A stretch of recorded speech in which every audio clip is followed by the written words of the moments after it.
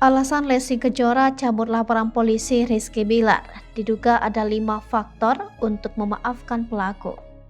Penyanyi dangdut Lesti Kejora membuat heboh setelah mencabut laporan kepolisian untuk Rizky Bilar, suami yang telah melakukan kekerasan dalam rumah tangga terhadapnya.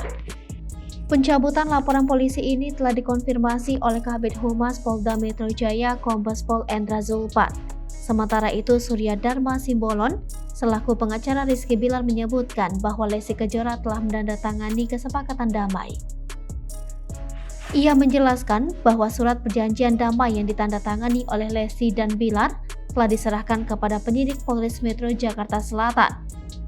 Melihat perbuatan Lesti berhasil membuat masyarakat bertanya-tanya penyebab korban KDRT sulit untuk meninggalkan dan lepas dari pelaku. Mengutip situs Good Doctor, ada beberapa alasan mengapa korban KDRT lebih memilih bertahan dan memaafkan pelaku. Di antaranya adalah yang pertama, faktor anak. Penyebab paling umum korban KDRT tidak mau berpisah dengan pasangannya adalah faktor anak. Menjadi orang tua tunggal atau single parent bukanlah hal yang mudah. Tanggung jawab membesarkan anak sendirian sangatlah berat. Belum lagi, pelaku KDRT seringkali memberi ancaman dengan mengambil atau mengalihkan hak asuh anak jika korban berniat untuk berpisah. Yang kedua, faktor rasa cinta. Pernah mendengar ungkapan cinta itu buta? Ungkapan tersebut tak sepenuhnya salah jika dilihat dari kasus ini. Beberapa korban KDRT memilih untuk bertahan dan memaafkan pelaku karena masih cinta dan sulit untuk menghilangkan perasaan tersebut. Sebagian besar korban KDRT memang menginginkan kekerasan dapat berakhir, tapi tidak mau meninggalkan pasangan karena faktor emosional. Ketiga, faktor rasa takut. Korban KDRT banyak yang memilih tetap tinggal bersama pasangan karena ketakutan akan dampak yang lebih besar di kemudian hari. Tidak sedikit korban KDRT yang mendapat ancaman, misalnya dengan kekerasan fisik, ketika harus meninggalkan pasangannya. Selain itu, rasa takut terhadap keselamatan orang yang membantu proses pelarian juga bisa menjadi alasan mengapa korban KDRT memilih untuk bertahan.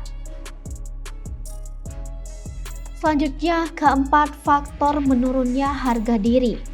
Korban KDRT mungkin percaya bahwa ia pantas menerima pelecehan atau kekerasan. Biasanya pelaku telah berhasil menghancurkan harga diri atau self-esteem dari korban. Akibatnya korban sering merasa minder atau tidak pantas untuk mendapatkan pasangan yang lebih baik.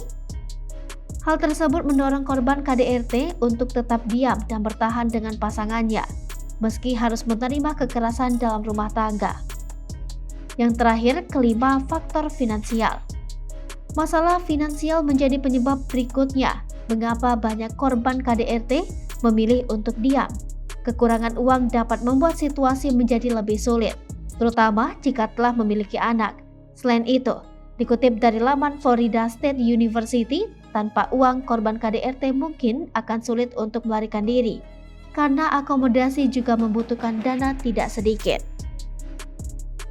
Hai pemirsa Sri Popo TV, jangan lupa komen, like, dan subscribe, serta tonton terus berita-berita terupdate lainnya ya.